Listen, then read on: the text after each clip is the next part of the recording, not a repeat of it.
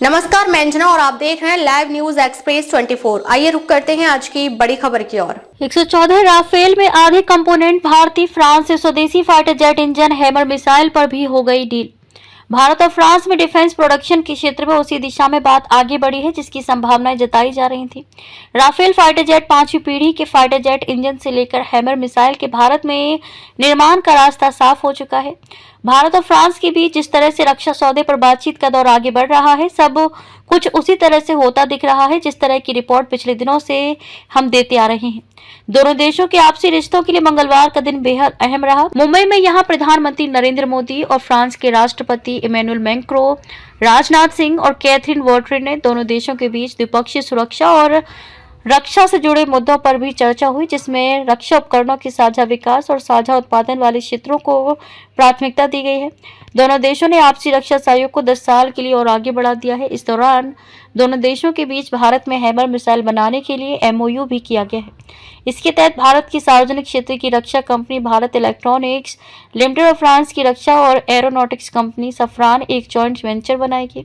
Emmanuel Macron के बीच द्विपक्षीय बातचीत हुई तो बेंगलुरु में रक्षा मंत्री राजनाथ सिंह ने दोनों देशों के छठे वार्षिक रक्षा संवाद में फ्रांस की अपनी समकक्ष कैथरीन वॉल्टर के साथ चर्चा की। दोनों बातचीत से ये बात निकलकर सामने आई कि हमने राफेल फाइटर जेट इंजन और हैमर मिसाइल को लेकर जो हालिया रिपोर्ट दी है उसी पर एक तरह से औपचारिक मोहर लगाएगी। राफेल में आधे कंपोनेंट भारत में बने हों।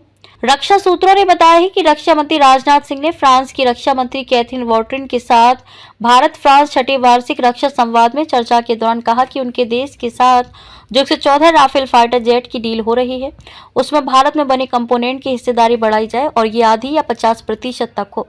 यही नहीं, राजनाथ सिंह ने फ्रांस की रक्षा मंत्री से ये भी कहा कि ये सुनिश्चित करने की कोई कोशिश करे कि विमानों के इंजन भारत में बने और यही उनकी ओवरहॉलिंग हो। इससे हमारे मेक इन इंडिया प्रयासों में मदद मिलेगी। उधर मुंबई में पीएम मोदी की मौजूदगी में फ्रांस के राष्ट्रपति मैक्रों ने संयुक्त प्रेस कॉन्फ्रेंस में कहा, राफेल जेट से सबमरीन तक हम रक्षा सहयोग बढ़ा रहे हैं। भारत और फ्रांस मिलकर हेलीकॉप्टर असेंबली लाइन और 5वीं पीढ़ी के फाइटर जेट इंजन बनाने पर भी काम कर रहे हैं।